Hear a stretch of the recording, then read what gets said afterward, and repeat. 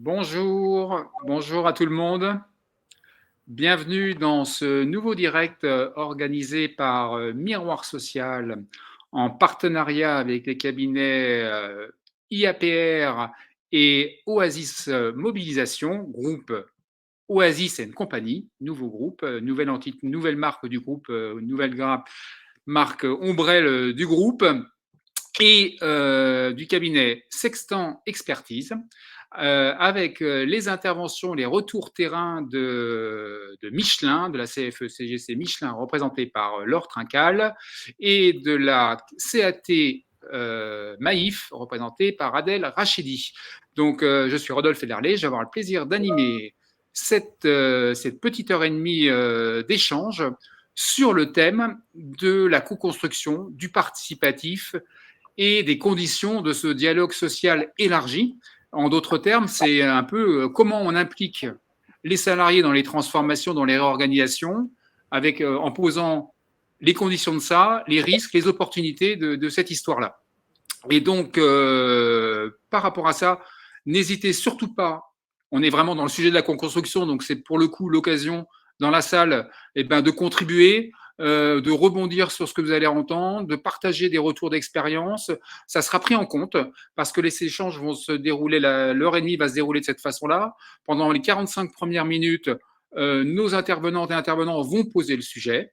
Et ensuite, Chloé Davio de Sextant Expertise fera une synthèse en 5 minutes un peu du pouls des premiers retours que vous avez pu faire, soit dans la partie de chat, c'est-à-dire à la bonne franquette de façon spontanée, les échanges, ou alors dans la partie questions de façon plus structurée. Donc Chloé fera l'exercice difficile mais important de la synthèse de ça pour permettre qu'on ait une deuxième séquence où chacune et chacun de nos intervenants pourront rebondir, échanger entre eux et n'hésitez pas aussi au fil de cette deuxième séquence de continuer à interagir dans le chat. On prendra en compte l'ensemble de vos remontées. Donc voilà, écoutez, on va y aller et sachant que bon, on va parler d'un sujet co-construction participative. Moi, simplement en préambule, je tenais à dire que loin de façon structurée et de façon formalisée, on va dire que les entreprises, comme on va les entendre avec Michelin et Maïf, qui ont mis en place des démarches très structurées en la matière, sont plutôt rares. Et donc, c'est quand même plutôt de façon embryonnaire ou de façon moins informelle que les entreprises avancent sur ce terrain-là. Voilà. Donc, on va commencer le tour des interventions avec Aude d'Argentlieu. Donc, Aude, tu es psychologue Alors là, j'ai loupé le. Toujours difficile. Voilà. Psychologue clinicienne. Voilà. Et tu es directrice générale du cabinet IAPR. Et IAPR, vous faites de l'accompagnement, vous faites de la prévention des risques, de l'accompagnement primaire et également secondaire et tertiaire. Voilà, vous faites sur notamment les problématiques de risques psychosociaux, mais pas simplement.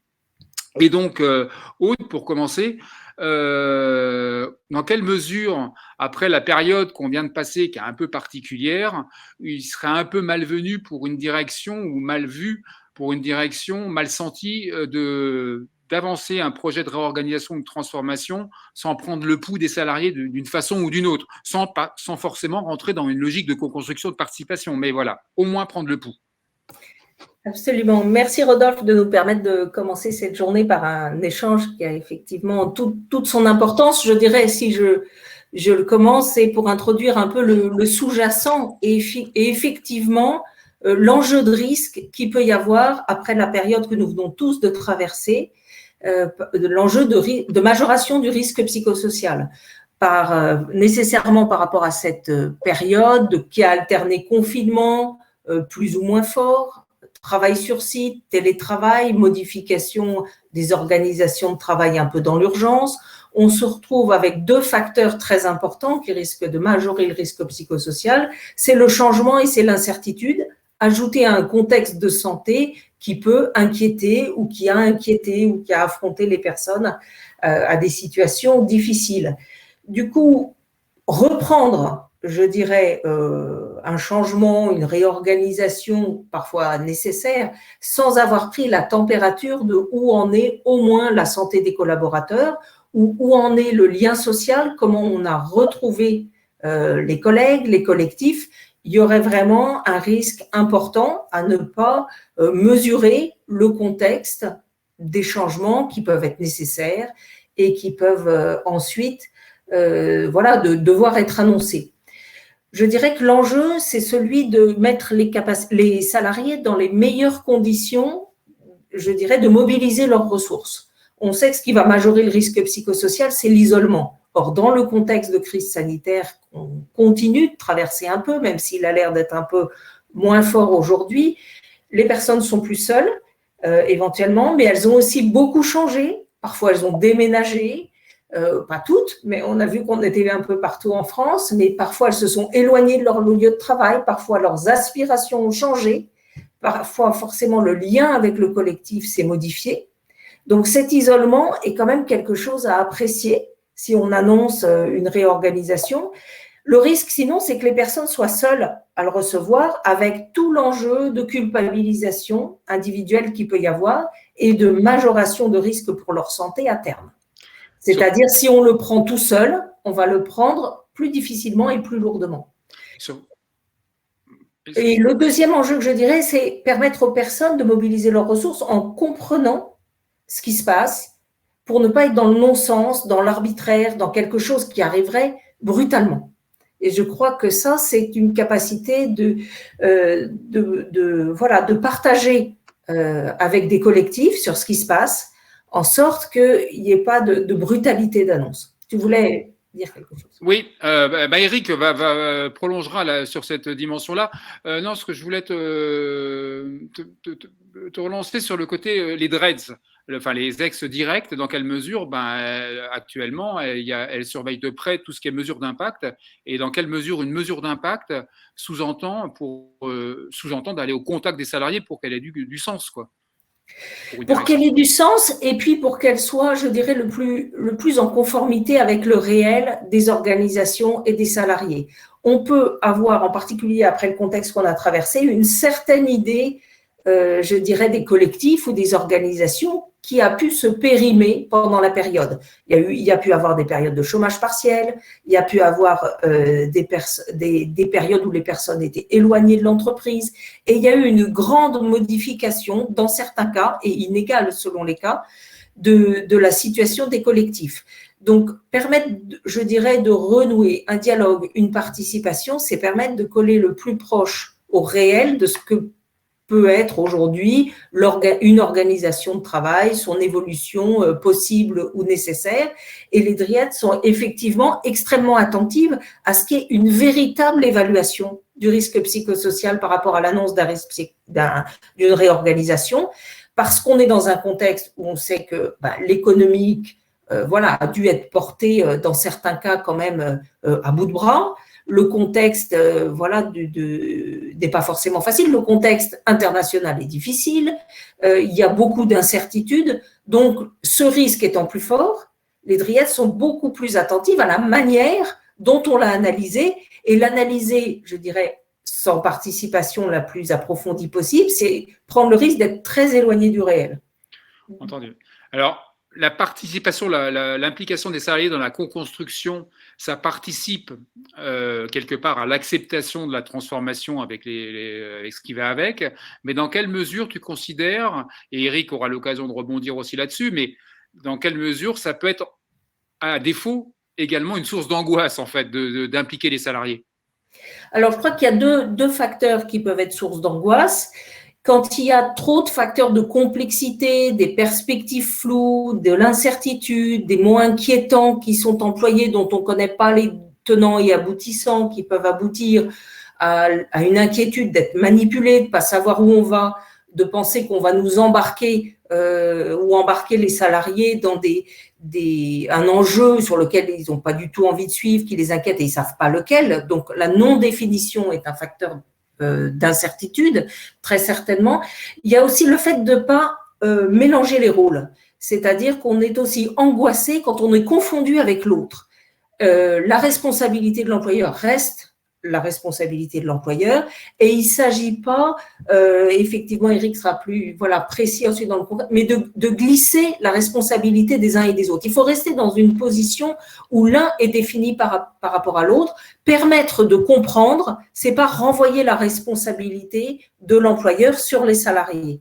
Mais en revanche, c'est permettre qu'il y ait un dialogue et, comme je le disais, qui permet aux personnes d'être actifs, c'est-à-dire mobiliser leurs ressources par rapport au réel d'une organisation, aux enjeux d'une organisation.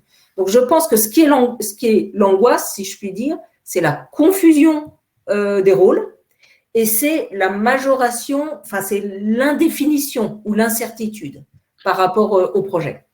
Merci Aude de cet éclairage de psychologue.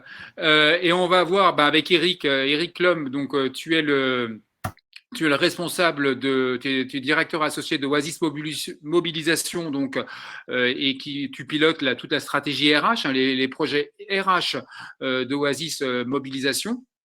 Et donc là, avec toi, on va avoir le regard du consultant sur un peu en prolongement de ce que disait Aude, il y a toutes les bonnes raisons pour une direction, quand bien même, comme je l'ai présenté en préambule, il n'y avait pas non plus une palanquée de démarches participatives dans les dossiers que vous suivez, mais il y a toutes les bonnes raisons de le faire pour une direction. Mais toi, en tant qu'expert RH, quelles sont les conditions que tu définis pour border l'exercice? D'accord. Bien, bonjour à tous. Donc, oui, alors, c'est une pratique en fait bien connue. Les psychosociologues ou les psychologues du travail ont découvert les vertus de la participation dans les années 30, en fait. Et depuis, ça a imprégné quand même les pratiques de management, y compris les pratiques d'intervention des consultants. Les bénéfices, vous les avez en fait déjà cités. Le dialogue favorise la compréhension des projets de transformation ou des modes de fonctionnement que l'on veut faire évoluer, tout simplement. On n'est pas obligé de faire un participatif massif, des fois c'est sur des petits objets. Ensuite, le fait de travailler ensemble sur ces projets, ça permet leur appropriation, c'est-à-dire que les gens ne sont plus spectateurs du sujet, ils sont acteurs de tout ou partie de ce sujet, donc ça facilite. Alors, ça peut conduire à l'adhésion, pas toujours, mais quand même à une compréhension et une appropriation.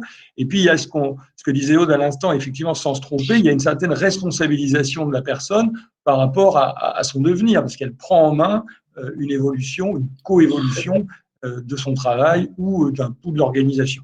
Donc, c'est assez bénéfique de ce point de vue-là. Donc, les directions et les employeurs le savent bien. La question, c'est comment on met en mouvement une entreprise dans une démarche comme ça, sans effectivement créer des jeux de dupes, ou du moins le sentiment d'un jeu de dupes, et qu'on ait réellement une co-construction ou une co-participation efficiente à ces démarches. Et sinon, on tombe effectivement dans les risques qu'évoquait Aude à l'instant. Donc, pour moi, il y a un certain nombre de conditions. Certaines ont été déjà un peu esquissées. La première, c'est toujours de cadrer l'objet du participatif. Aude parlait de l'incertitude. Trop souvent, en fait, on s'aperçoit que les démarches sont un peu floues, on met les gens en mouvement, mais on n'est pas clair sur pourquoi on le fait. Il faut être très clair sur pourquoi on le fait, et ça, c'est bien de la responsabilité de l'employeur de décider, ou de l'entreprise, de décider pourquoi elle veut un changement. Et le partage de ces enjeux, de cette décision, est la première condition de la réussite. C'est si les gens ne comprennent pas ça, si le diagnostic n'est pas partagé, en règle générale, se mettre en mouvement, c'est quand même plus difficile. Donc le cadrage, il est essentiel dans ces démarches-là. Ensuite, il y a la question, on va dire, de l'écoute. Il faut que si on mobilise les gens, les propositions qu'ils fassent contribuent réellement à faire avancer le schmilblick ou, entre guillemets, participent du projet de transformation. Donc ça suppose quand même un petit préalable, c'est pas de faire forcément un participatif tout azimut.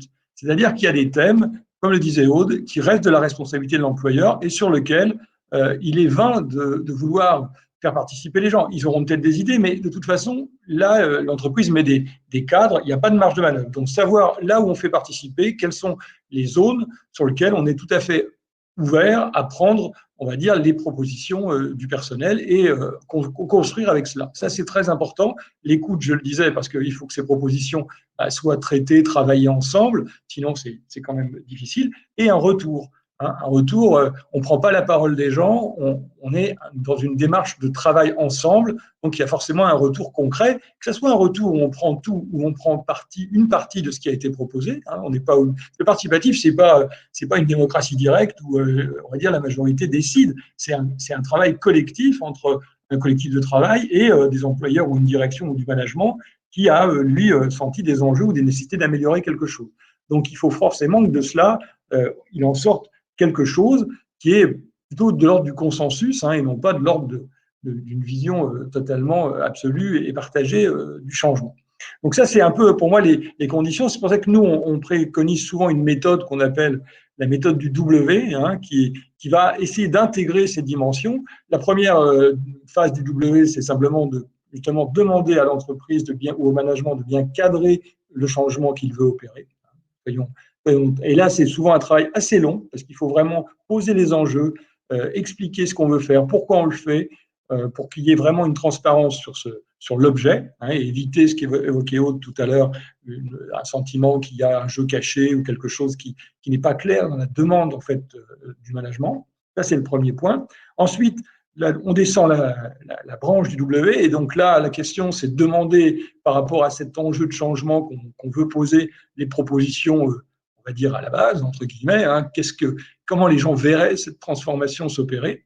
Fort de cette première matière, faire des choix et les proposer. Et là, c'est encore de la responsabilité de l'employeur. Il donne le cap par rapport à un enjeu qu'il a posé, une réaction collective, il donne le cap. Et ensuite, on peut tester un certain nombre de dimensions qui ont été posées, tester, co-construire, etc. Mais en tout cas, les travailler ensemble pour, in fine, arrêter le projet et le déployer. Si on suit cette démarche en W, on a de fortes chances, effectivement, d'avoir réussi à toutes les étapes les conditions que j'évoquais tout à l'heure, le cadrage, la participation, les choix de thèmes réellement, on va dire, sur lesquels il y a des marges de manœuvre collectives, et on va dire un retour et une mise en œuvre qui a suscité un débat complet sur toute la démarche. Alors, ce W, il n'empêche pas qu'il faut se poser la question d'à quel moment, hein, bien sûr, on met en œuvre une relation plus concertée avec les partenaires sociaux. L'idée, ce n'est pas de mettre un canal qui évacuerait le dialogue social.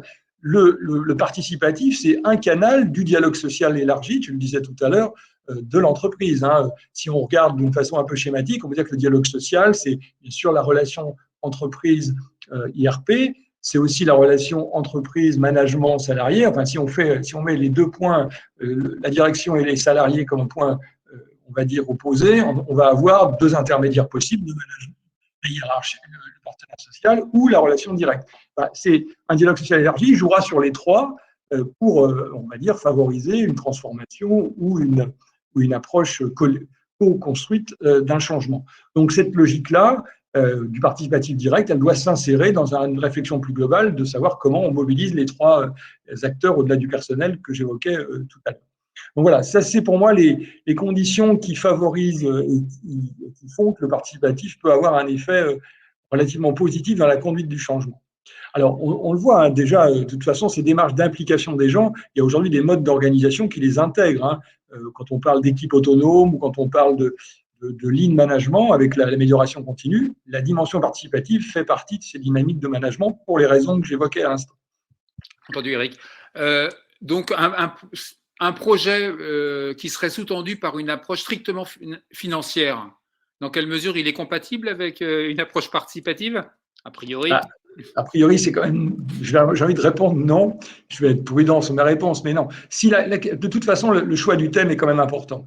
Si quelqu'un met, alors je crois qu'il y a un exercice qui a été fait, qui va être présenté tout à l'heure, qui est assez original, mais si quelqu'un met la question de l'emploi dans une logique participative, on voit bien que souvent, c'est très risqué parce qu'on ne se coupe pas la tête soi-même. Ce n'est pas ça l'idée. Hein. Donc, on ne va pas lancer une démarche pour, au final, dire que son emploi est supprimé. C'est toujours compliqué de gérer ça. Hein. Donc, ce n'est pas des thèmes comme ça. Si, par exemple, ces décisions, effectivement, sont financières et où il y a simplement une logique de réduction du volume d'effectifs, il est plus habile de prendre une démarche, on va dire, top-down, et avoir un dialogue social différent, là, pour le coup, par rapport à cette problématique, qu'une mise en mouvement collectif. C'est le participatif tel qu'on l'évoque là, ou que je l'ai évoqué, il est beaucoup plus apte de faire on va dire une démarche efficace pour des changements, réorganisation, amélioration de fonctionnement, introduction d'un nouvel outil, évolution des modes de management même par exemple, hein, mise en place du télétravail. Aujourd'hui, on a quand même des questions autour de télétravail et les fonctionnements hybrides qui sont en train de s'installer dans l'entreprise, où on peut évidemment avoir une approche top-down qui décidera comment ça se passera dans les services, ou un travail collectif, une fois qu'on a posé un cadre, c'est 2 jours, 1 jour ou 3 jours de télétravail par semaine, par exemple, de savoir comment l'équipe, entre guillemets, va fonctionner. Et là, le participatif trouvera tout à fait son sens, puisqu'on aura à la fois un cadre collectif posé, mais en même temps, à l'intérieur, des marges de manœuvre pour identifier les modes de fonctionnement de demain. Entendu. Tu as l'exemple d'un client là, chez qui vous intervenez où la direction annonce, met en place une réorganisation en mode méthode agile en impliquant les élus, mais en disant il y aura peut-être des suppressions de postes, mais ce n'est pas l'objectif visé a priori, mais il y en aura peut-être. Ça se joue en mode participatif. Alors, là, on revient sur les contextes. On est dans une entreprise qui n'a pas du tout une logique, on va dire, financière dans son mode de management. Donc, en règle générale, les problèmes d'emploi, quand ils se posent, il y a toujours des solutions qui sont des solutions internes. C'est-à-dire que les gens sont repositionnés en interne. Donc, ça, c'est une donnée de base qui est quand même très importante. C'est pour ça que ce thème peut être posé. Les gens savent qu'il n'y a pas de risque, entre guillemets, personnel. Il y a peut-être une évolution de métier à acquérir, mais en tout cas, il n'y aura pas de risque personnel. Donc ça, c'est le point de départ quand même qui est à rappeler dans cette organisation, dans cette entreprise-là. Et ce que j'ai trouvé intéressant par rapport à la démarche, c'est qu'effectivement, la démarche démarre par une concertation au niveau des IRP, c'est-à-dire que l'entreprise dit on va faire évoluer un pan de notre organisation parce qu'on cherche telle ou telle efficacité qu'on ne trouve pas aujourd'hui. Donc ça, c'est partagé et débattu dans le cadre du CSE, par exemple. Et ensuite, elle propose une démarche qui est une démarche ouverte, c'est-à-dire qu'elle dit bon bah ok, on sait que ça ne marche pas, mais on ne sait pas forcément quelle est la meilleure solution pour que ça marche mieux entre guillemets. Et donc on va faire, alors c'est pour ça qu'ils ont emprunté, on va dire, des approches à la méthode agile. On va faire des POC. Vous savez, c'est des espèces d'expérimentations qui permettent de stabiliser entre guillemets une démarche. Et donc, ils ont découpé leur projet en disant il y a forcément des dimensions organisationnelles, des dimensions techniques et des dimensions d'accompagnement humain et managériaux qu'il faut qu'on travaille parce que cette organisation de demain, elle passera par une modification de ces 4 éléments.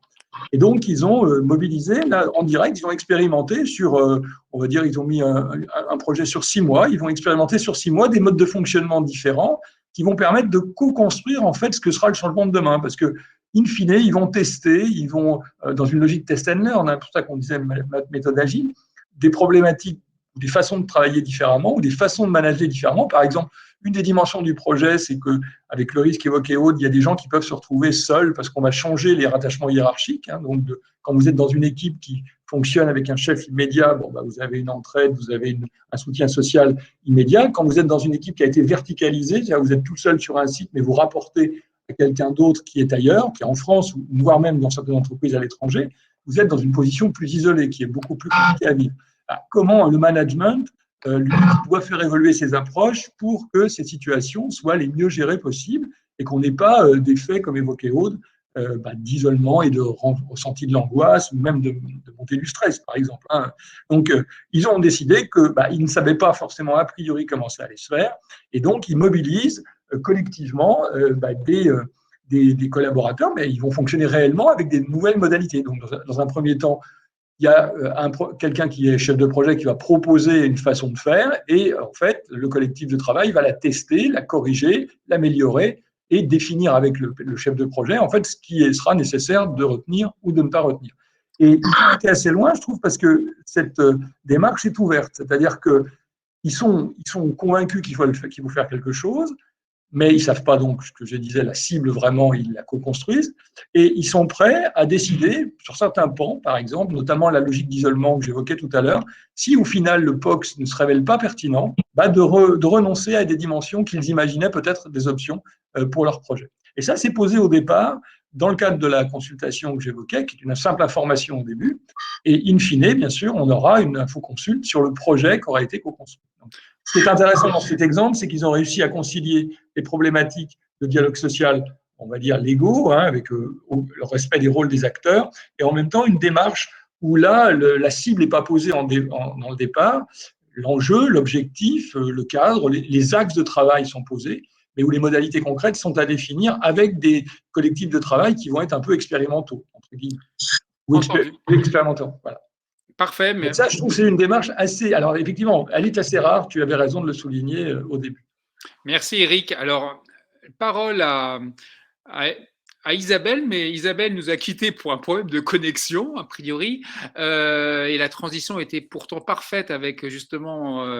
alors, on va un peu inverser le sujet, puisque, à moins que Isabelle arrive, Laure, hein, je vais te passer la parole, hein, et Isabelle reviendra. Donc, Laure Trincal, donc on va passer dans un cas concret, un retour d'expérience. Hein. Laure, tu es délégué syndical CFE-CGC, on le voit. Ah, excuse-moi Laure. Donc, on va repasser sur Isabelle. Excuse-moi, ça sera. Isabelle, on te retrouve. Tu as a priori. Est-ce que vous m'entendez ? Ouais, on t'entend très bien. Super, j'ai changé de connexion, excusez-moi. Tu arrives pile poil quand je commençais à passer la parole à Laure. Donc, oui, j'entendais et j'essayais de dire que j'étais revenue, mais ok, d'accord. C'est encore instable. Alors, Isabelle, Nicolas, donc tu es en charge directrice du pôle RH SSCT du cabinet Sextant Expertise. Et, oui, donc, tu interviens dans le cadre de vos missions à la demande des élus. La transition est parfaite avec Eric. Hein, dans le cadre de vos missions donc à la demande des élus, tu me disais que vous étiez rarement amené, enfin même pour l'instant, dans les dossiers que tu as, du moins, vous n'avez pas été amené à rencontrer la problématique, enfin le cas d'un participatif structuré, on va dire. Pour autant, tu expliquais que régulièrement, et depuis c'est une tendance de fond, que les directions vous présentent des projets de réorganisation en information consultation qui ne sont absolument pas finalisés. De moins en moins souvent finalisés. Donc, dans quelle mesure, vous, en tant qu'expert au service des élus, sur quelle position ça vous amène, et dans quelle mesure ça ouvre une place, peut-être, à du participatif, et à quelles conditions, selon toi? Alors, en fait, ce qu'il faut avoir en tête, et Eric et Aude en ont parlé précédemment, c'est que la place dans ce participatif, il y a quand même un cadre légal à respecter qui est celui du dialogue avec les représentants des salariés, avec le CSE, qui suppose normalement qu'un projet soit présenté une fois qu'il est finalisé pour que l'instance puisse rendre un avis éclairé sur ses conséquences, et notamment ses conséquences pour les salariés. Or, ce que l'on voit de plus en plus souvent, et l'évolution du cadre légal amène à ça, c'est que les directions, quand elles présentent le projet, elles n'ont pas forcément encore tous les éléments de remontée de terrain qui vont permettre de finaliser le projet, et elles essaient de laisser une place à cela, ce qui, pour le travail de l'expert, peut générer certaines difficultés, puisque le cadre légal strict fait qu'il y a des délais à respecter pour travailler, et donc un projet qui n'est pas finalisé, sur lequel on devrait produire un rapport en un peu moins de 2 mois, si à la place du participatif au cours de se dérouler, ça peut rendre les conclusions un peu difficiles à tirer. Cela dit, c'est pas forcément toujours une mauvaise chose, parce que au plus les membres du CSE pourront bénéficier également des remontées de terrain auxquelles ils pourraient être associés, au plus leur avis sera éclairé en fait. Donc voilà, la difficulté qu'on peut avoir, c'est cadre légal strict et co-construction, construction participative. C'est un peu compliqué. Ça veut dire qu'il faut assouplir un peu, et pour ça, en fait, il faut prévoir les choses, il faut se donner du temps. Je rejoins Eric, les projets au long cours sont ceux pour lesquels ce fonctionnement est le plus indiqué. Et on se retrouve donc parfois, de plus en plus souvent confronté à des projets incomplets, mais aussi de plus en plus souvent dans la position d'être dans des cadres plus souples, avec des négociations d'accords de méthode, par exemple, qui permettent d'anticiper le recueil de la partie participative, et de l'intégrer vraiment dans l'information consultation. Et puis dans l'idéal, vraiment là c'est le top du top, c'est le suivi ensuite, pour pouvoir intégrer toutes les remontées de terrain a posteriori pour affiner ou réorienter le projet le cas échéant. Parce que un des grands sujets aussi, c'est que c'est très rare qu'un projet soit isolé dans la vie de l'entreprise. Et bien souvent, un projet, il va avoir des suites et des projets gigognes, plus ou moins, ou une succession de projets, puisqu'on parlait d'amélioration continue, on est dans une transformation continue des entreprises quand même de manière assez récurrente. Et c'est intéressant de replacer le projet qui est présenté dans un contexte plus global, dans une continuité, et de pouvoir tirer des leçons des projets précédents, de ce qui a fonctionné, pas fonctionné, des conséquences qui n'étaient pas forcément identifiées, parce que nous, dans nos travaux, on travaille à la fois sur les conséquences sur l'emploi, les conséquences sur les parcours professionnels, les conséquences économiques et les conséquences sur les conditions de travail. Mais parfois, même la direction ne mesure pas pleinement tous les effets qui peuvent intervenir pour les salariés.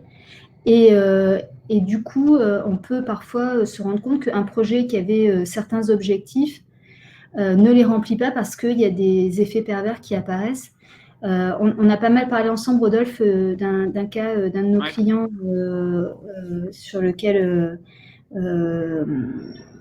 on peut tirer quelques leçons à la matière. Donc c'est une boîte d'informatique qui réorganise progressivement toute son organisation commerciale. Et dans notre intervention, en fait, ce qui s'est passé, c'est que on a proposé de faire une enquête auprès d'un des services qui avait déjà été réorganisé. Excuse-moi, je me permets d'intervenir, Isabelle, de préciser que là, pour le coup, là, ce distributeur informatique, il vous a consulté à l'arrache, vraiment. Donc, c'est ce qui vous a permis de négocier ça. On a été nommé, en fait, quand le projet était... Enfin, on a été nommé au début de l'information consultation. Il n'y avait pas eu d'anticipation. Nous, c'est toujours mieux si les élus savent un peu avant ce qui va se passer et qu'on peut en parler un peu avant pour préparer les travaux. Là, on a été nommé vraiment au tout début, une fois que le projet était déjà présenté. Et donc, ce qui s'est passé, c'est qu'on est revenu sur ce qui s'était passé dans la réorganisation précédente. Et par exemple, on s'est rendu compte que y avait eu des conséquences sur les niveaux de salaire qui n'avaient pas été anticipés, puisqu'il y avait des primes commerciales qui étaient modifiées par la nouvelle organisation. Les objectifs n'étaient plus aussi faciles à atteindre, par exemple. Et c'est le genre de conséquences qu'on peut ne pas voir du tout suivant le sujet qui est traité. Et donc, l'association des salariés, elle permet aussi ça. C'est très intéressant de pouvoir aller sur toutes les dimensions. Mais ça demande du temps, ça demande de prévoir, et ça demande donc que l'association des représentants du personnel aux différentes phases de construction du projet, elle soit balisée. Donc, l'accord de méthode, ça me paraît comme un préalable indispensable pour une direction qui voudrait faire les choses efficacement pour que toutes les composantes de l'entreprise soient bien associées au projet et puissent remonter toutes les mesures d'amélioration possibles, en fait. Et méthodologiquement, là, dans le cas dont tu fais référence, que tu exposes, vous avez conduit donc un questionnaire, une enquête, c'est ça? Oui. Oui. Avec 70% de taux de réponse, et ça a vraiment nourri, et dans quelle mesure ça a nourri en fait la vie en information consultation? Oui, alors en fait l'enquête elle a permis donc de remonter certaines problématiques qui n'avaient pas été tellement, qui n'étaient pas très claires finalement, qui n'étaient pas visibles au départ. Et puis dans la vie, en fait, ça a permis aux élus d'intégrer un certain nombre de demandes sur le suivi du projet, et demandes qui globalement ont été acceptées par la direction. Donc en fait, on rentre dans un autre mécanisme où on va être plutôt sur un travail au long cours entre la direction et les instances, avec l'appui de l'expert si besoin.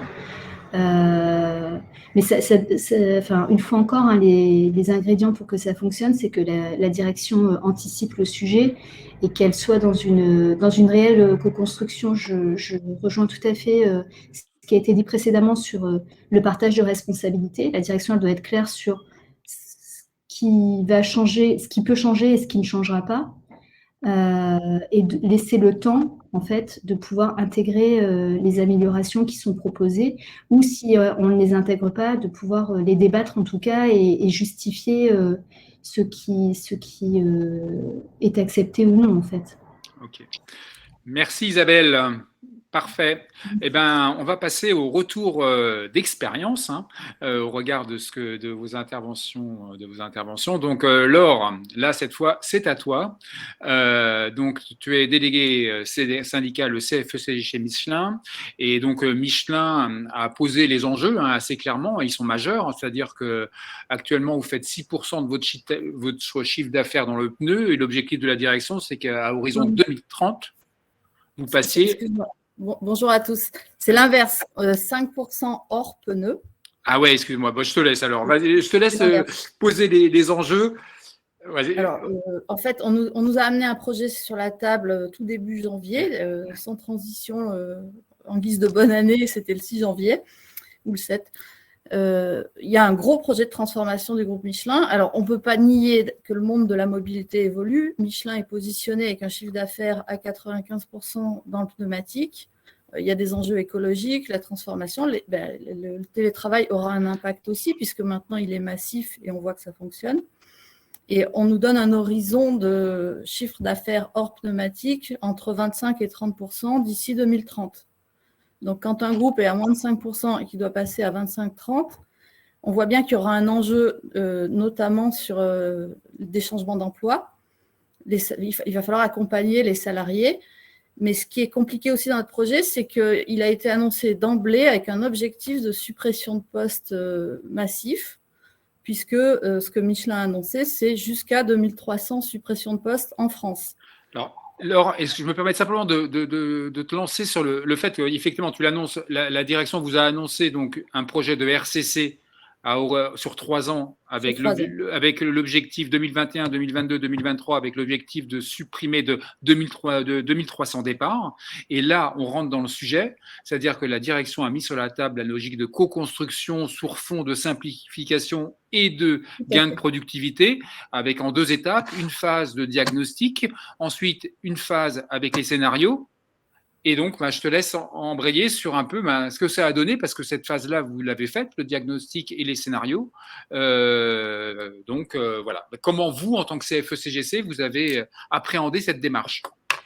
Alors, le diagnostic, il a été conduit en 2020 avec essentiellement sur le tertiaire d'ailleurs, dans les activités tertiaires, puisqu'on a encore une dizaine d'implantations industrielles en France.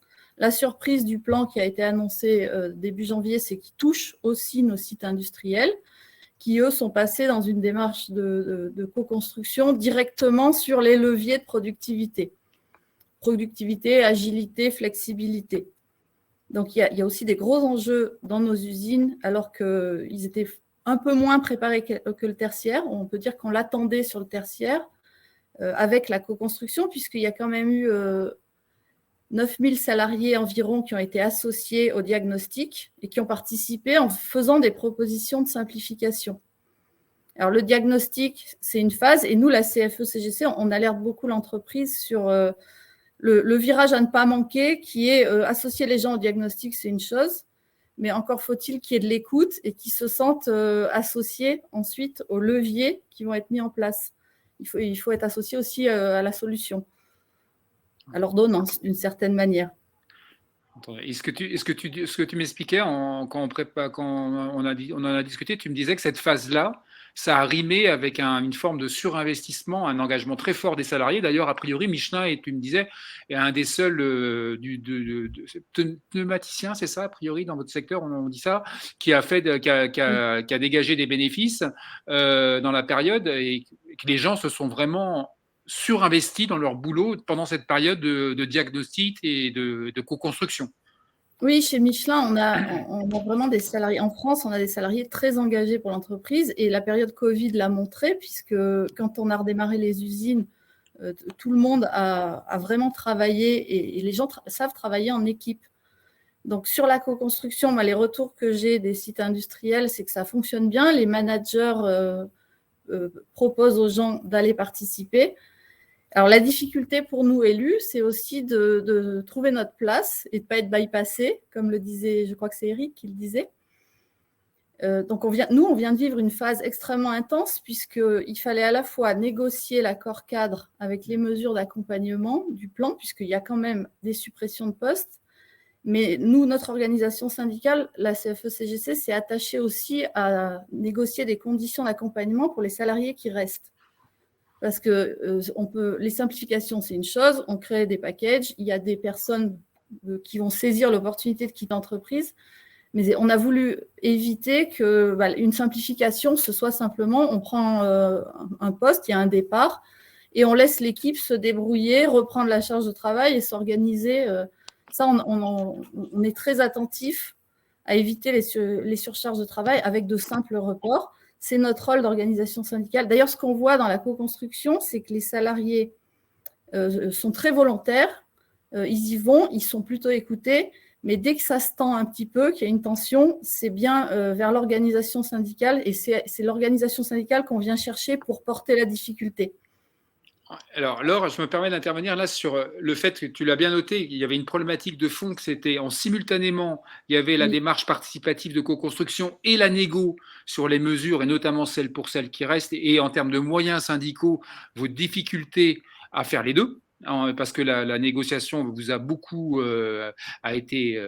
a demandé beaucoup de mobilisation de la part des syndicats. Et ce que tu me disais également, c'est que cette démarche-là a levé beaucoup de questions des salariés sur leur avenir, sur leur changement de métier, et dans quelle mesure ça a eu une incidence sur l'engagement syndical. Alors, nous, on constate une hausse des adhésions depuis l'annonce du plan de simplification. C'est vrai aussi que notre action, elle est visible, puisqu'on s'est investi. On a même 3 sujets sur lesquels il a fallu s'investir en simultané. La négociation de l'accord cadre avec les mesures d'accompagnement, et on a obtenu des choses pour les salariés qui restent. Ça, je pense que c'est reconnu aussi. Et il y a aussi l'infoconsultation, puisque les projets démarraient pendant que la négociation se faisait. L'infoconsultation du CSE a démarré aussi, début avril. Donc, on s'est retrouvé sollicité sur la négociation, sur les infoconsultes et à notre participation dans les groupes de travail en local. Alors, les ordonnances Macron ont réduit un peu le nombre d'élus, donc on vient de vivre une période extrêmement intense. Entendu. Mais les gens adhèrent. On constate que quand même, les gens s'intéressent plus à la question syndicale, ce qui semble indiquer quand même qu'ils se posent beaucoup de questions sur leur avenir dans l'entreprise. Ok. Merci Laure. Parfait. Tu auras l'occasion de réintervenir. Adèle. Donc Adèle Rachedi, tu es déléguée syndicale de la CAT à la Maïf. Et alors avec toi, Laure, vous êtes encore dedans. Adèle, tu vas nous proposer un retour d'expérience avec du recul, parce que c'est à 3 ans cette histoire. Et donc la Maïf, il y a 3 ans, par son directeur général, a lancé un chantier qui s'appelait Oser.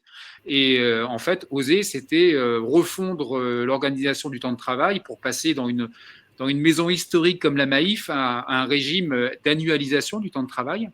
Et Adèle, tu m'expliquais que initialement, le projet de la direction, c'était de faire du participatif, on va dire soft, en impliquant essentiellement les managers. Et vous avez pris la balle au bond en disant « Ok, on va jouer le participatif, mais en impliquant tous les salariés ». Je te laisse embrayer. Merci Rodolphe et merci à Miroir Social et bonjour à toutes et à tous. Merci pour l'invitation. En effet, moi je vais revenir dans le temps à quelques années en arrière puisqu'on va revenir à début 2016. Et donc à la Maïf, on avait un accord sur ce qu'on a appelé l'OTT chez nous, l'organisation du temps de travail.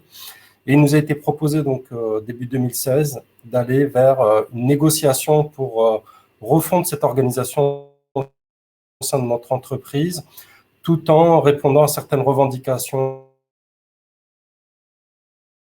anciennes des organisations syndicales, puisque cet accord... Donc, en effet, comme on en a parlé, Rodolphe, début 2016, l'enjeu pour nous, c'était d'abord de demander à l'entreprise de cadrer les choses. Comme le disait tout à l'heure Eric, c'était de bien cadrer les enjeux. Nous, sur la négociation d'un accord de méthode, puisque la méthode est extrêmement importante avec les enjeux qui sont posés.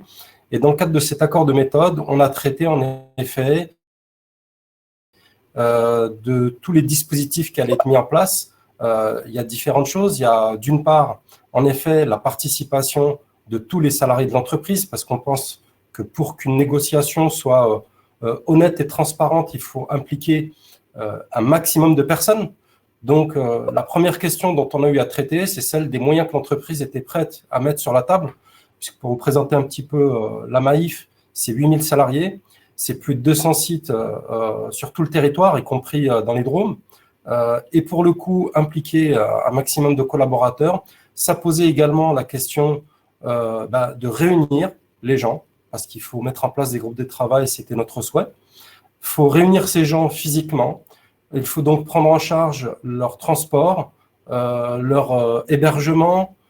Il faut également que l'entreprise accepte que ses collaborateurs ne soient pas en poste, donc ils ne produisent pas pendant ces temps d'échange et de co-construction. Donc, en effet, d'entrée de jeu, la question des moyens que l'entreprise était prête à mettre sur la table s'est posée. L'enjeu était important, parce que c'était aussi un enjeu de modernisation. Et pour le coup, après quelques séances d'échange, on a réussi à aboutir dans le cadre d'un accord de méthode à la mise en place de plus de 60 groupes de travail composés d'une dizaine de collaborateurs chacune. On a également obtenu que les organisations syndicales pouvaient désigner dans ces groupes de travail un représentant par organisation syndicale. C'est-à-dire qu'on n'était pas présent sur tous les groupes de travail, puisqu'il y en avait plus de 60, mais sur les thématiques majeures, on réussissait donc, par le biais de cet accord de méthode, à faire en sorte qu'un représentant de l'organisation syndicale soit présent. Ça pouvait être un représentant délégué syndical élu du comité d'entreprise, mais le choix qu'on a opéré, nous, c'est de ne pas mettre des techniciens dans ces groupes de travail, mais plutôt des gens du terrain. C'est-à-dire que ça pouvait être des commerciaux en agence ou en centre d'appel, ça pouvait être des gestionnaires sinistres. Et en fait, à partir du moment où on a abouti dans le cadre de cet accord de méthode, les groupes de travail, en effet, ont commencé.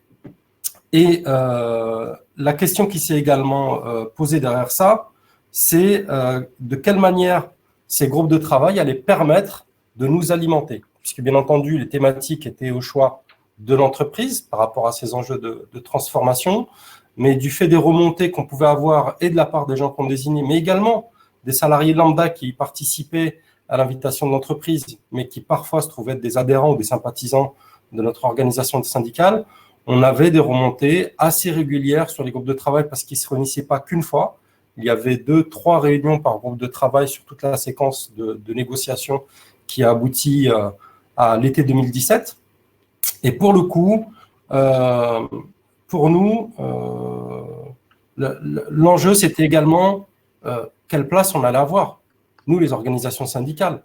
Puisque à partir du moment où on met en place cette co-construction, il faut bien que nous, en tant que négociateurs, en tant que techniciens, on puisse cadrer et sécuriser la négociation, parce qu'il y a des salariés qui pouvaient être embarqués dans des thématiques qui étaient extrêmement techniques, et là on parle de l'annualisation du temps de travail, qui pouvaient effrayer un certain nombre de collègues, parce que l'annualisation, ça pose des enjeux aussi en termes de rythme de travail, en termes de séquence de travail, en termes d'amplitude, et que pour le coup, ces enjeux-là ne sont pas maîtrisés. Donc, pour certains collègues, ça pouvait être des choses qui allaient être perçues extrêmement négativement, alors que pour d'autres, et c'était un peu plus rare, il y avait beaucoup d'euphorie à l'idée de mettre en place ces dispositifs. Et donc, pour nous, l'enjeu, c'était également de pouvoir se réalimenter de ces sujets-là. Et là encore, dans le cadre non plus de l'accord de méthode, mais d'accord de moyens, et c'est un petit peu pour répondre à ce que tu évoquais, Laure, à mon sens, il faut aussi, d'entrée de jeu, négocier les moyens de la négociation, c'est-à-dire que pour les entreprises où les délégués syndicaux ne sont pas détachés, il faut négocier, à mon sens, une enveloppe horaire supplémentaire pour se rendre disponible pour cette négociation et pour échanger, être en interaction au maximum avec les collègues.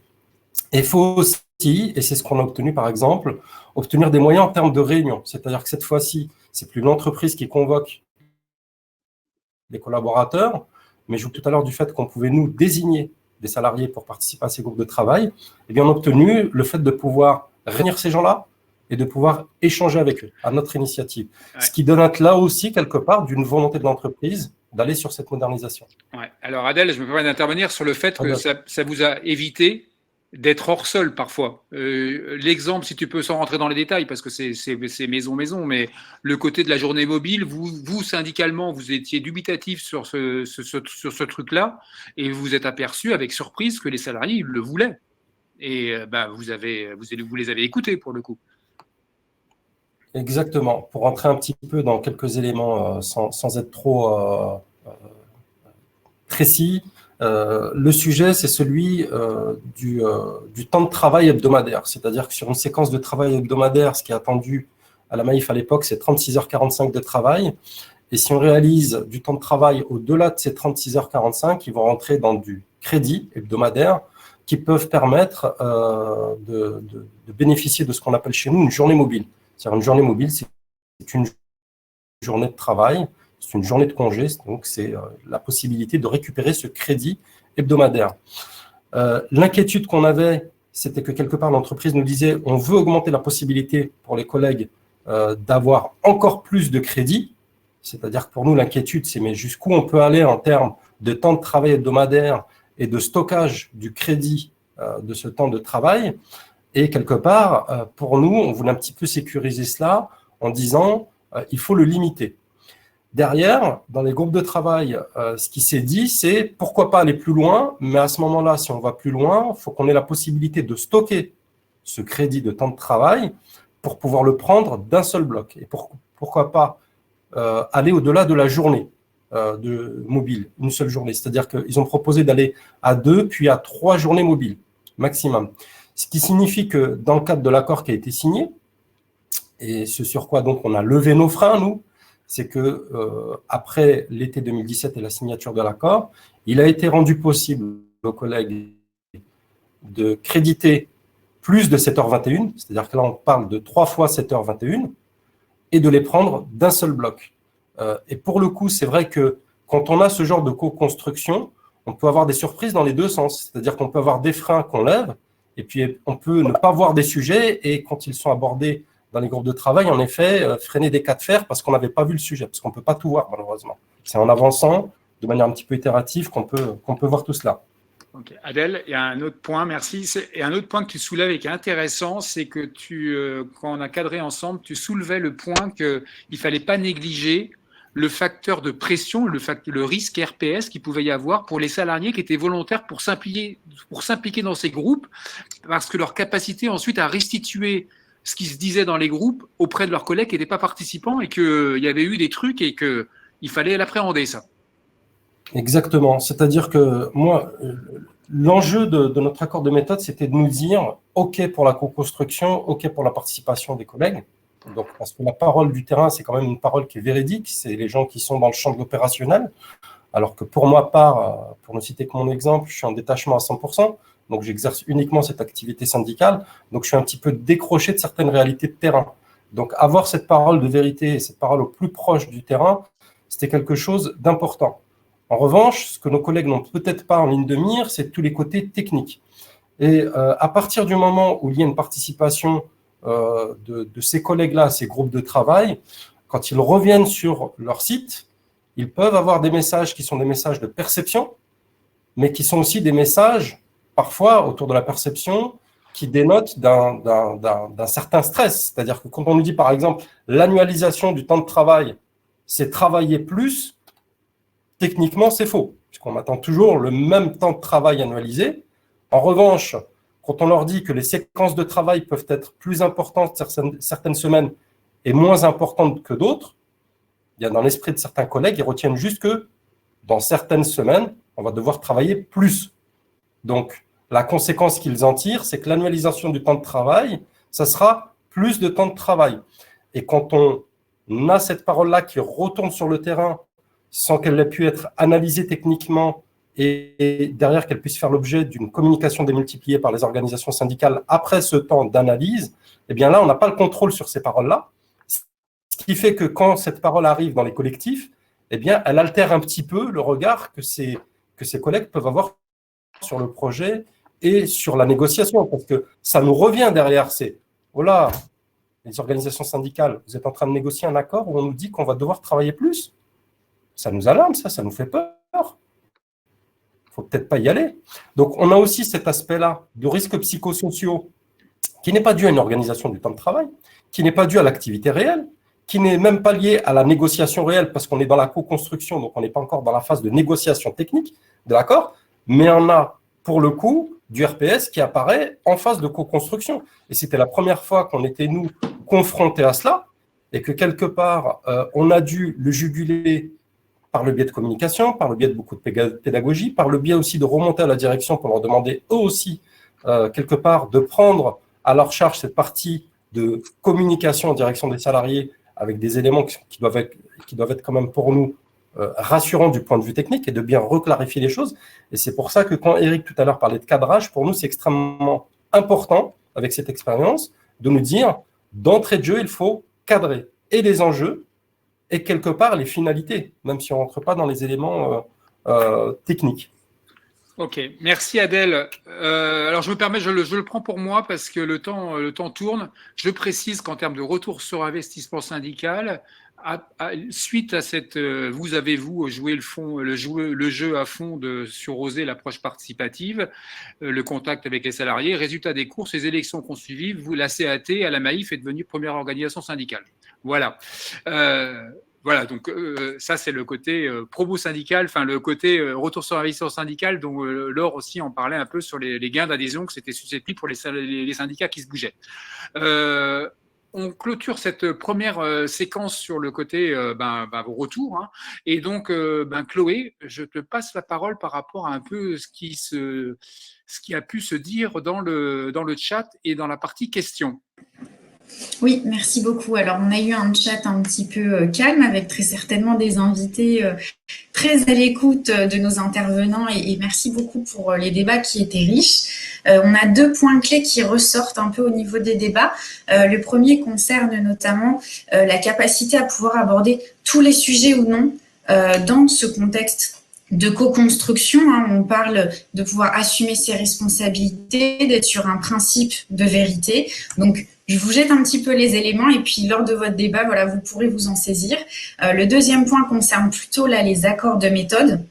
Donc déjà un certain point sur le temps que prend la négociation de cet accord de méthode et de s'assurer que l'accord de méthode ne prenne pas le pas sur la négociation elle-même et une question bien spécifique sur ce point-là et notamment sur la confidentialité des échanges au sein de l'accord de méthode. Comment est-ce qu'on va négocier cet aspect-là?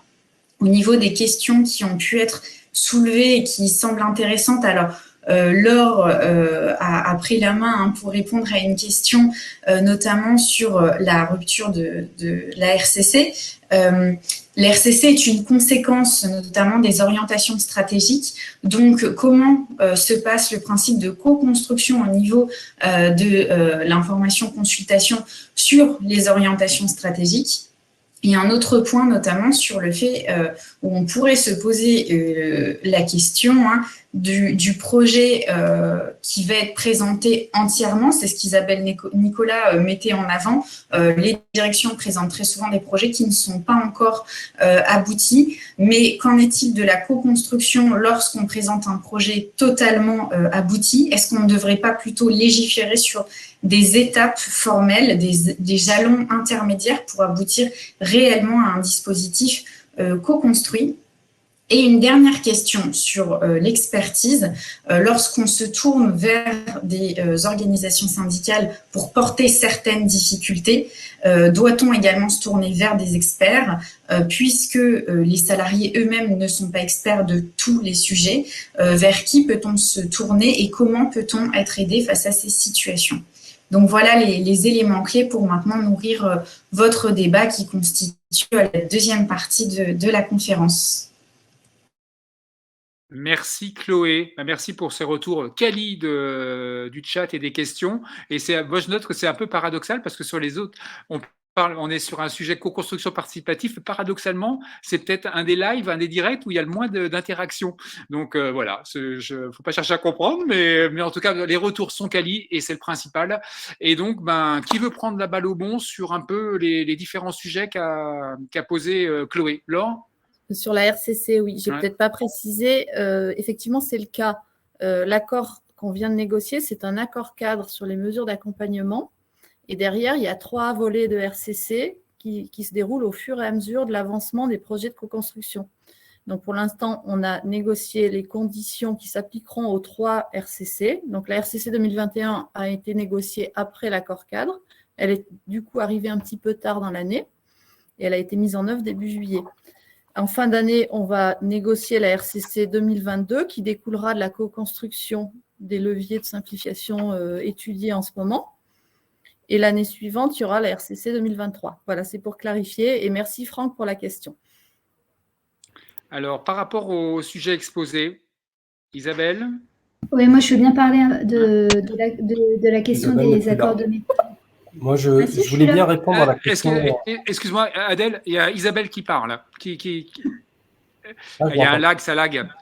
Isabelle, vas-y Isabelle. Oui, je voulais simplement, avant de donner la parole à Adèle, qui, je pense, fera le complément. Je voulais revenir sur la question des accords de méthode et de l'information consultation. Alors, il y avait une question à un moment donné sur les orientations stratégiques.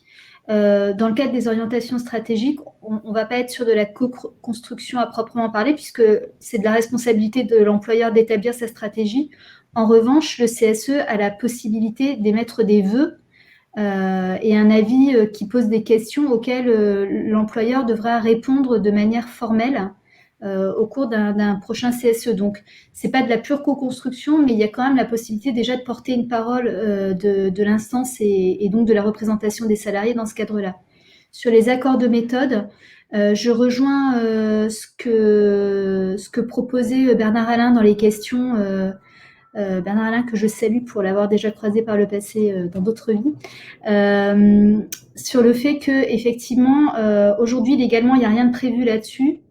Franck Piget nous dit le Code du travail parle de ni trop tôt ni trop tard pour l'information consultation. En fait, la volonté de l'employeur, elle est cruciale pour partager au mieux et rendre le projet, intégrer toutes les composantes à la construction de son projet. Et donc, dans l'accord de méthode, on peut tout à fait imaginer des jalons de consultation intermédiaire sur les différentes phases et des modalités et des moyens pour que la co-construction se fasse dans les meilleures conditions. Après, alors je parle de co-construction, on est plus dans du participatif que dans de la véritable co-construction et on n'est pas en co-gestion, donc voilà. Mais voilà, c'était ça que je voulais préciser. L'accord de méthode, il peut prévoir que l'information consultation se fasse dans le temps et avec des étapes déjà définies et un recours à l'expert qui soit prévu également. Puisque, en effet, je partage ce que disaient certains dans le chat, on n'est pas expert de tout, même chez les experts, il y a des gens qui ont des spécialités. Et donc, le droit à l'expertise permet justement de se faire aider par des gens qui connaissent les sujets à fond et qui vont pouvoir vous aider à argumenter, à comprendre des aspects plus techniques et à vérifier certaines choses.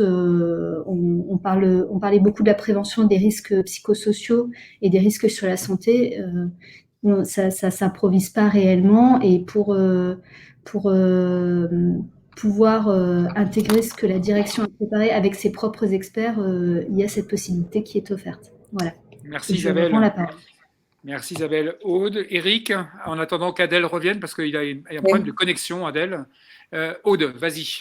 Oui, on voit bien dans tous les échanges qu'il y a une possibilité d'enrichissement du dialogue social et en même temps qu'il faut le protéger parce qu'il y a un risque, comme c'était indiqué, de glissement des messages, de déformation des messages et que cette participation à un moment donné, elle se diffuse dans des informations finalement un peu erronées ou partielles.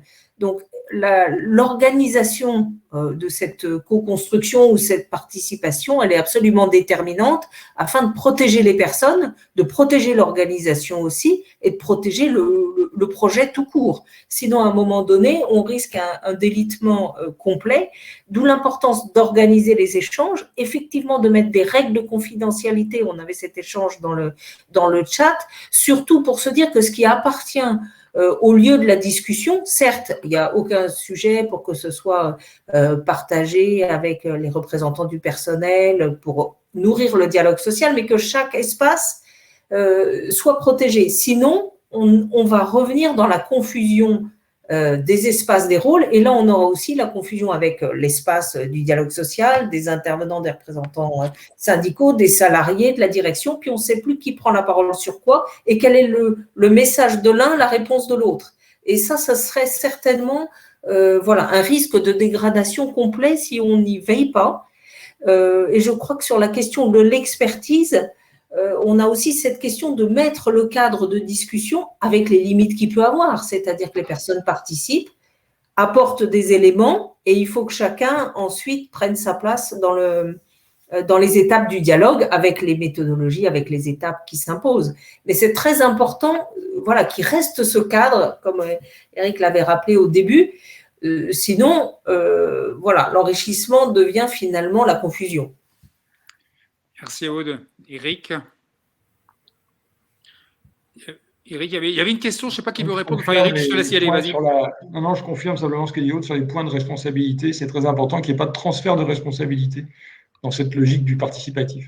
Chacun doit être dans son rôle et c'est pour ça que le choix des thèmes aussi est important. On ne peut pas demander aux gens tout et n'importe quoi. Il y a des choses qui relèvent totalement, à mon sens, de la responsabilité de l'employeur et de ses choix.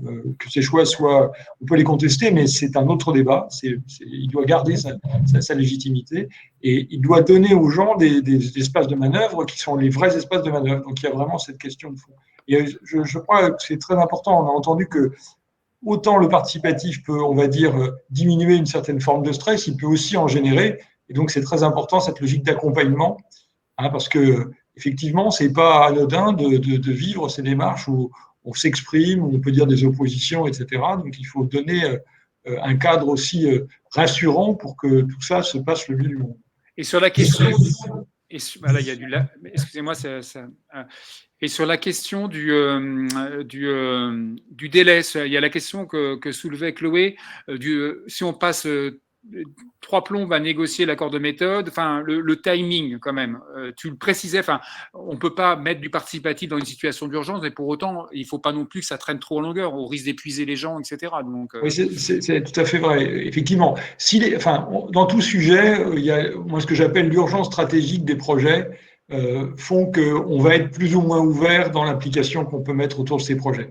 Si l'entreprise est en survie, en règle générale, la question ne va pas se poser et donc là, les mesures vont être plutôt top-down. Et si l'entreprise a du temps devant elle, au sens où son plan de marche fonctionne et c'est vraiment de l'optimisation qu'elle va chercher, effectivement, c'est beaucoup plus simple de mettre en place les démarches qu'on évoque à l'instant. Après, il y a toujours ce risque du participatif, il faut le cadrer comme un projet parce qu'il y a un risque d'enlisement. C'est-à-dire qu'on peut discuter pendant 20 ans et puis ne pas aboutir. Donc, pour avoir vécu, par exemple, chez un grand du transport aérien, un projet collectif qui avait mobilisé, je crois, plus de 300 ou 400 personnes avec des modalités très, très, très variées, du participatif physique, des groupes virtuels, enfin bon, beaucoup de choses. En fait, ça marche que parce qu'effectivement, on cadre on structure le temps. C'est-à-dire qu'il y a le temps du dialogue social qui a effectivement ses propres contraintes, qui donne souvent le là d'ailleurs, en termes de laps de temps. Et puis après, il y a un temps de travail technique, entre guillemets, d'animation, comme évoqué tout à l'heure, qui lui doit être piloté au plus fin comme un vrai projet, avec des rendus, des obligations de résultats, un suivi avec des comités, pour qu'il y ait une dynamique qui s'opère et que effectivement, qui se passe dans un groupe, ça n'est pas 6 mois à revenir vers ce groupe en disant non, ça on ne le prend pas, ça on le prend. Il faut qu'il y ait vraiment une logique d'efficience du process et au-delà de l'expertise technique qu'on évoquait sur les sujets, il y a une expertise projet qui souvent doit encadrer ces dispositifs.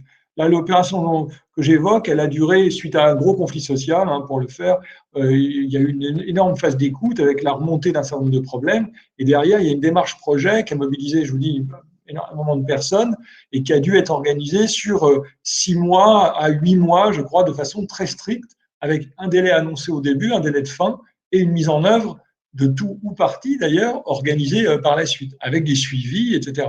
Et ça, c'est très important pour qu'on garde ce rythme et qu'on n'ait pas aussi le sentiment que c'est une démarche qui ne sert pas à grand-chose ou qui ne va pas produire ses résultats si elle n'est pas, comme on l'évoquait là dans le cas de Laure, on va dire, le produit, enfin, ce qui nourrit une décision après particulière, comme une RCC. Allô ? Adèle, je remets mon micro. Adèle, on te retrouve. Tu voulais prendre la parole. Et en fait, Isabelle venait d'entamer une réaction. Donc, voilà. Donc, Adèle, parole à toi. J'espère qu'on t'entend bien.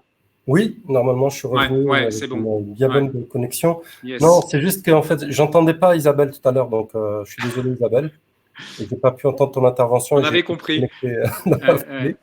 Non, moi je voulais répondre à la question de Claudine sur le fil de discussion, puisque je voulais juste dire que ce qui est présenté au niveau du CSE, c'est le projet finalisé quand on parle d'organisation du temps de travail. On n'est pas dans de l'agilité en termes de projet, parce que c'est vrai que dans les organisations agiles, on peut avoir des présentations au fil de l'eau, au CSE, un petit peu sur les modèles itératifs, là encore, où on avance à tâtons et quelque part, ça peut être aussi un enjeu stratégique pour l'entreprise de ne pas annoncer un bloc en termes de réorganisation et de ne pas avoir à assumer ce bloc. Et quelque part, là, on est plus dans l'œuvre de la négociation, donc c'est plus du périmètre des délégués syndicaux. Donc c'est vrai que la présentation en CSE, pour le coup, n'y est pas, sauf à faire des points d'information sur l'avancée des négociations quand elles commencent. Mais je veux juste rappeler ce point qui est pour moi extrêmement important, c'est que d'abord, il y a l'accord de méthode, ensuite, il y a la co-construction. Pendant la co-construction, il y a l'information et les points d'information avec les négociateurs. Ensuite, il y a la négociation réelle. Et une fois que cette négociation a commencé, il y a, in fine, la présentation au niveau du CSE. Voilà. Je pense que peut-être il y avait une sensibilité de cette personne en tant qu'ex-élu CSE ou peut-être une vision très CSE. Mais voilà, je voulais juste rappeler ces points d'étape parce que c'est important. Et quelque part, ça réhabilite aussi la négociation réelle pour ce qu'elle a de plus noble, parce que c'est vrai que les négociateurs, leur rôle, c'est aussi d'aller au plus près du sujet et du terrain, et que la co-construction sert cet enjeu. Merci Adèle. Chloé, n'hésite pas, tu interviens quand tu veux, Chloé. Laure, je me permets peut-être quand on en avait parlé ensemble, tu me disais que sur le site de Vannes, les salariés avaient demandé aux élus de voter pour le projet. Et toi, tu me disais que si on avait considéré, nous en tant qu'élus, et vous allez voter pour, mais si à la condition que pour toi, la condition de voter oui, c'était que le truc soit pas complètement ficelé d'avance, quoi. C'est les conditions pour. Là, vous aviez quelque part une pression des salariés pour vous dire il faut que vous votiez oui. C'est pas vraiment une pression, c'est des discussions parce qu'on est. Alors, le site de Vannes, en plus, on a une équipe très très dynamique qui a toujours beaucoup interagi, beaucoup tourné sur le terrain. Et c'est un site en plus qui avait déjà connu une phase de co-construction, même si elle ne disait pas tout à fait son nom, avec un projet qui s'appelait CAP 2021, où les salariés avaient été écoutés, avaient pu faire des propositions. Donc finalement, c'est des salariés qui avaient déjà l'expérience d'une co-construction, même si ça ne s'appelait pas comme ça. Ça avait été initié, je crois, 3 ans avant. Et le message, en fait, c'est on est engagé pour l'avenir de notre site. Et c'est important pour les salariés et c'est important pour la CFE-CGC de passer ce message-là à la direction. Vannes, c'est un site qui fait du semi-fini pour les autres, qui a eu une période s'inquiétait un peu de son avenir. Et c'est vrai que cet engagement, il a été reconnu par la direction. Il y a eu des nouveaux projets et c'est un site qui réussit. Ok. Merci Laure.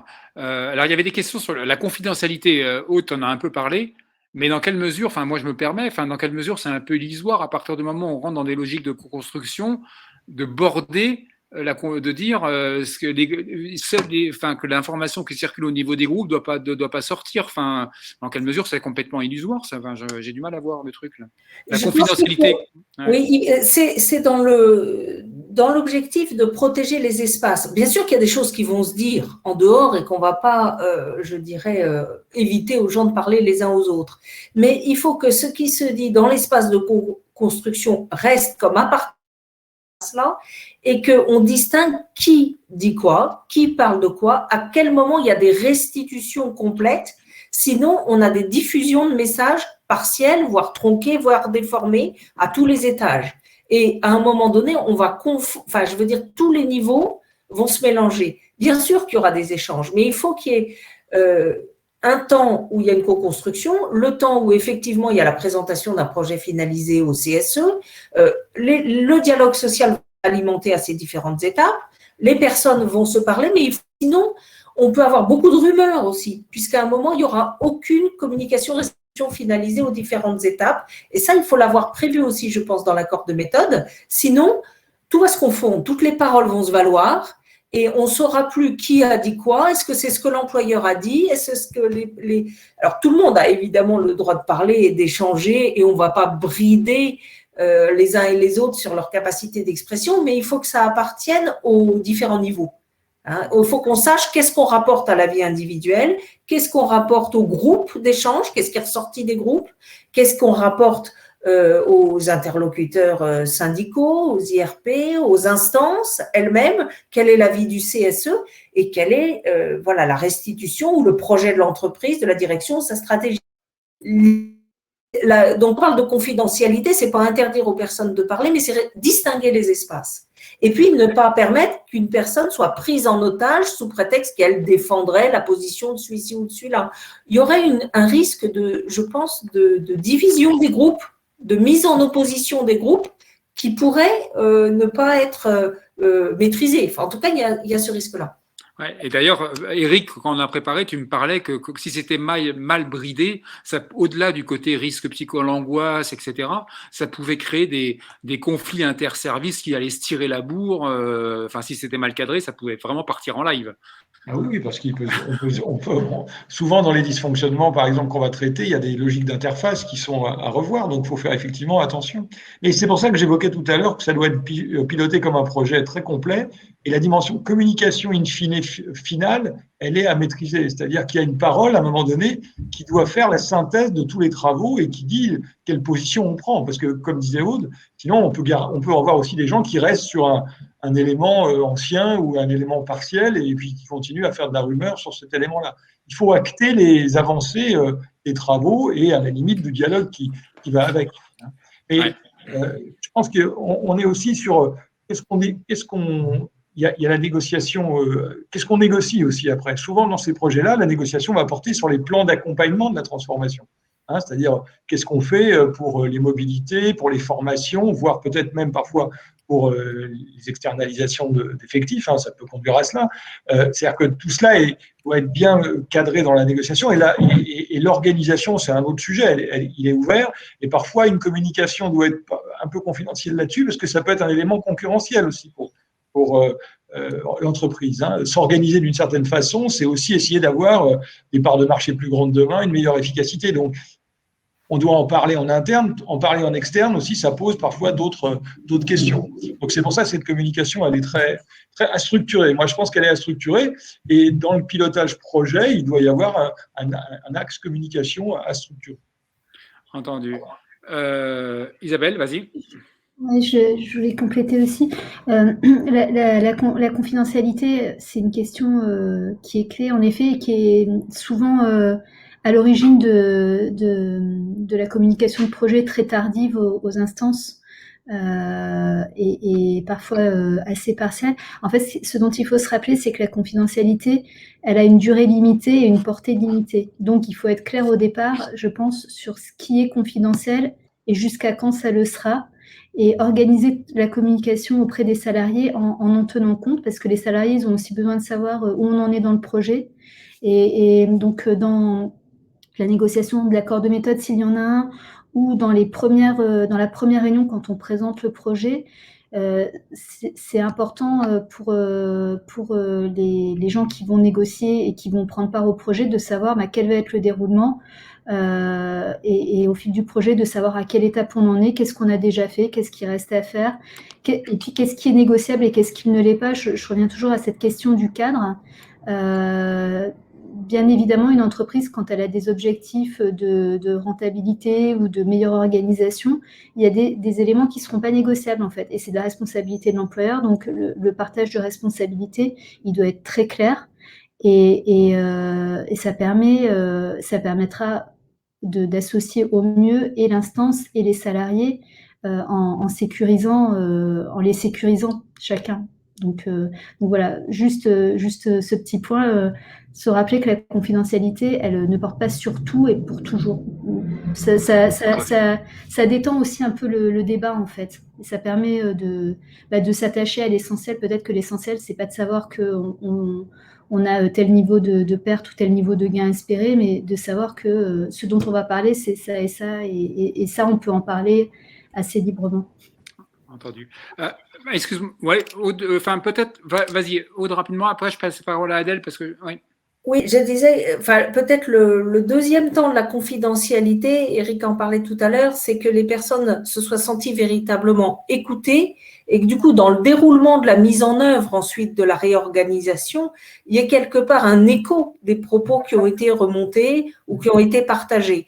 Et ça, dans les étapes de communication ou d'accompagnement, c'est très déterminant parce que c'est toute la crédibilité du projet d'après. Vous l'avez dit tout à l'heure, il n'y a pas forcément un seul projet, il va y avoir une succession, c'est Laure qui l'a dit, je crois, il n'y en a pas qu'un. Et à ce moment-là, si cette écoute, elle est démontrée dans je dirais, la mise en œuvre et la communication qui est faite sur où on en est, quel résultat de cette réorganisation, comment on la déroule, c'est la crédibilité de la co-construction du projet d'après qui est gagnée. Alors que sinon, elle est peut-être fragilisée. Entendu. Tout à fait. Je vois qu'il y a un point qu'on n'a pas du tout abordé puisqu'on parle de communication, c'est qu'aujourd'hui, on a quand même beaucoup plus de moyens avec tout l'arsenal digital qui existe pour avoir des multiples canaux ou des multiples façons d'impliquer à différents moments. Il y a les groupes de travail, bien sûr, mais il y a plein d'autres sujets qui peuvent être mobilisés. Il y a des plateformes où aujourd'hui, on peut faire quasiment la réflexion collective simultanée sur un projet stratégique. Enfin, il y a plein de choses possibles qui facilitent ce retour qu'évoque Aude à l'instant. Entendu. Il y a une question la première question que tu posais, Chloé, c'était une question qui était remontée, c'est est-ce qu'on peut le périmètre des sujets. Et là, je te passe la parole, Adèle, sur là, tu étais revenu sur Rosé, ça date de 3 ans, mais vous êtes actuellement en cours de négociation d'un chantier qui s'appelle Reconnaissance mutuelle. À la Maïf, vous cultivez les slogans pour accompagner vos négos. Et là, pour le coup, ça parle de classification et de rémunération. Et là, pour le coup, l'approche participative, elle est à minima, il n'y a pas d'implication des OS, le cadre change radicalement. En effet, parce que tout à l'heure, je parlais de la question matérielle qu'il ne faut pas éluder, puisque la co-construction, c'est de l'investissement pour l'entreprise, il faut qu'elle accepte quelque part de réaliser cet investissement, et c'est un investissement à l'échelle de notre entreprise qui se chiffre à plusieurs millions d'euros. Et puis, derrière, ça peut poser la question, en effet, de la thématique qui est abordée, parce que autant je comprends qu'il y a des aspects, notamment autour de la confidentialité, par rapport aux sujets qui sont traités dans l'entreprise de l'or actuellement, autant chez nous, ce n'est pas le cas. Mais derrière, quand on a eu à négocier, nous, de notre accord classification-rémunération, qui s'appelle donc reconnaissance mutuelle, eh bien, on n'a pas eu le même cadre. On n'a pas eu le même cadre, mais je dirais que c'est surtout dû à la crise sanitaire, parce que cette négociation qui a abouti cet été, et on a signé cet accord, eh bien, elle est compliquée, parce que la co-construction, ça nécessite de la présence physique, ça nécessite de l'animation collective, ça nécessite de la communication collective, et c'est vrai qu'on n'avait peut-être pas assez de recul depuis début 2020, depuis mars 2020 et l'apparition de cette crise, pour gérer tous ces aspects-là à distance, c'est-à-dire que le télétravail, il fallait le gérer et il fallait mettre en place des organisations assez efficaces déjà dans l'activité au quotidien, mais mener une négociation avec la crise sanitaire à distance, avec la co-construction, C'est vrai que c'était un chantier qui était extrêmement complexe. Non pas qu'on n'a pas voulu le faire ou le demander, mais sincèrement, dans le cadre dans lequel on se trouvait, les conditions étaient assez dégradées d'entrée de jeu pour essayer d'aller dessus. Donc, on l'a fait autrement. Entendu. OK. On a perdu Isabelle. Moi, je voulais répondre à une petite question d'Éric qui parlait de dans quelle mesure les risques, et Laure t'avait répondu aussi, les risques de court-circuitage des organisations syndicales, des élus dans les histoires. Moi, je voulais simplement rapporter un papier qu'on a fait récemment, ça date de 2017, c'est la CPAM du 44. Alors, je ne sais pas par qui la direction a été conseillée, c'est 800 salariés. Ils ont mis en place un CSE bis sous forme avec un modèle de sociocratie, avec des élections sans candidats, c'est-à-dire des personnes désignées par leur père. Alors il fallait qu'ils acceptent, etc. Je peux vous dire que les OS, elles n'ont pas apprécié, toutes confondues. Et alors je ne sais pas qui était le conseil derrière ça, mais en fait c'était une belle usine à gaz avec sociocratie, des grands mots, etc. Je ne sais pas dans quelle mesure ça a accouché de quoi que ce soit, mais en tout cas là c'était clairement, on n'avait pas calculé les OS et les élus, et c'était pas l'objectif de la direction. Et bon, ils l'ont fait. Voilà. Écoutez, on arrive. Laure, vas-y. Complément. Je sais que nous, c'était notre crainte que la co-construction bypass ou s'articule pas bien. Et il faut vraiment que les OS soient dynamiques, demandent à participer. Je pense qu'Adèle dira la même chose, demande à participer à tous les groupes de travail. Et de cette façon-là, on arrive à tout coordonner, puisque comme je l'avais dit tout à l'heure, dès qu'il y a une difficulté, c'est à nous de la porter. Les salariés ne la portent pas tout seuls.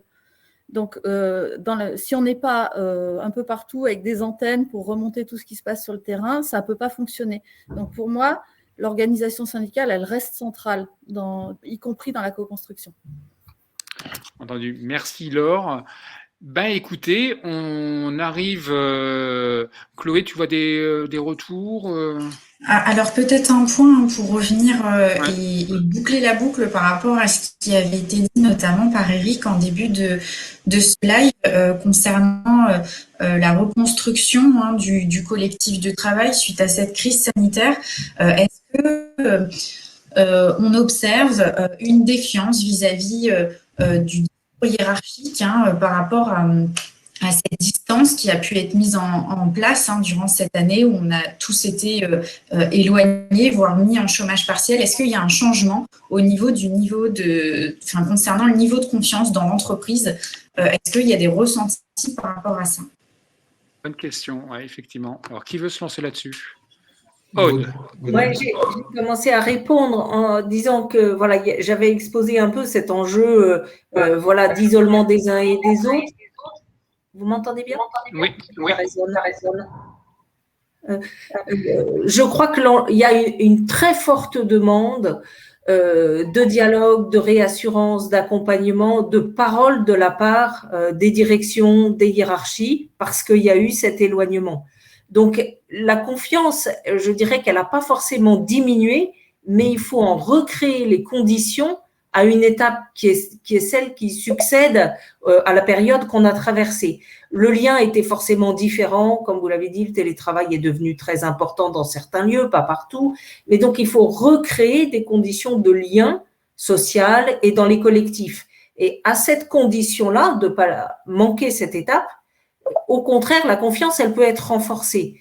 Mais s'il n'y a pas un renforcement du dialogue dans ces différentes modalités, co-construction, c'est-à-dire aussi reprendre le pouls de comment vont les collaborateurs, les remettre ensemble, rééchanger ensemble autour du travail, même à minima avant toute réorganisation, la confiance, effectivement, c'est le lien lui-même qui risque d'être fragilisé. Je compléterai si tu le veux bien, Rodolphe. Moi, il y a un truc qui me paraît très important en ce moment, c'est qu'on est dans une phase de transformation du travail. Je crois que le télétravail, c'est pas simplement, bon, ça a été une réponse, on va dire, opportune à la crise sanitaire, mais c'est en train de s'installer comme quelque chose qui va être durable. C'est-à-dire que les organisations s'hybrident en ce moment. C'est-à-dire que c'est du présentiel et du temps de travail. Et c'est vrai que quand on est dans le tertiaire, on dit, c'est évident, mais ça a des incidences aussi, par exemple, dans le monde industriel, parce que, par exemple, ça gomme quelque part l'effet de convergence qu'il y avait eu entre les cols blancs et les cols bleus pendant toute la période. Aujourd'hui, j'étais dans une entreprise industrielle il n'y a pas très longtemps, Les cols bleus disent, nous, on n'a pas de télétravail. Hein. Et donc, c'est encore les gars, les cols blancs qui font pas grand-chose déjà et qui ont en plus des conditions de travail plus sympas. Bon, donc on voit que il y a une question autour du collectif et il faut, comme dit Aude, réinventer des collectifs. Et je pense que on est au début de quelque chose là. On n'a pas encore imaginé ou ressenti tout ce que ça va transformer, mais je pense que ça va transformer des choses. Il y a le management qui doit effectivement reprendre langue avec les gens. Il y a une difficulté pour certaines entreprises de faire revenir les gens au travail quand même, parce qu'il y a des peurs, mais il y a aussi une distanciation qui s'est faite ou un changement du lien. Donc le management en première ligne, il va être très important. Mais je pense que les collectifs vont se transformer parce que les conditions sont différentes. Il y a un après quelque part. On disait l'après, etc. C'était peut-être pas le monde idyllique qu'on avait imaginé, mais en tout cas, il y a un après qui se construit. Et ça aura des incidences à la fois sur les modes de participation, parce que les gens sont peut-être moins là, comment faire, mais aussi sur effectivement la relation qu'on a à l'entreprise. Moi, je fais peut-être un peu de prospective folle, mais en tout cas, je me dis, il se passe quelque chose parce que c'est pas anodin. Voilà, c'est ce que je voulais rajouter. Merci Eric. On est pile poil, à moins qu'Isabelle, tu veux faire un petit mot? Je partage aussi, je pense qu'il y a des gros chantiers de dialogue social qui arrivent là avec ce changement du travail à distance et comment on recrée du lien avec les salariés et quel projet on leur propose, quel projet d'entreprise va leur être proposé. Et comment du coup on fait évoluer le cadre social dans lequel ils s'inscrivent. Et du coup, il y a un véritable enjeu et pour les directions et pour les représentants du personnel et les OS pour collecter au mieux les besoins et les nouvelles attentes. Et donc, c'est un beau chantier qui arrive. Écoutez, merci à vous de vos interventions. Merci à vous six. Il y a d'ailleurs le compte-rendu à suivre du débat précédent de la semaine dernière sur la confiance. Qu'on a traité. Donc, pour les participants dans la salle, le compte-rendu arrive, qui était là la semaine dernière. Merci à vous de votre participation dans la salle. Merci donc encore de vos interventions. Merci à Oasis & Compagnie via Oasis Mobilisation et IAPR de votre participation. Merci à Sextant Expertise de votre soutien à ce sujet et qui en amène d'autres parce qu'effectivement, on ne l'a pas épuisé, je pense. Merci Laure et merci Adèle pour vos retours concrets du terrain. Et donc, débat à suivre la semaine prochaine, vendredi prochain, sur le harcèlement et les histoires de les enquêtes pilotées par les directions et les enquêtes pilotées par les CSE. Donc, c'est la semaine prochaine et ça va être très intéressant. Écoutez, bon week-end à vous et compte rendu à suivre. Pas trop en retard, je fais de mon mieux et par rapport aux échanges qui ont été très intéressants et vos retours. Donc, merci à vous et bonne fin de journée et bon week-end. À bientôt. Au revoir. Merci beaucoup. Merci Rodolphe, merci à tous. Au revoir.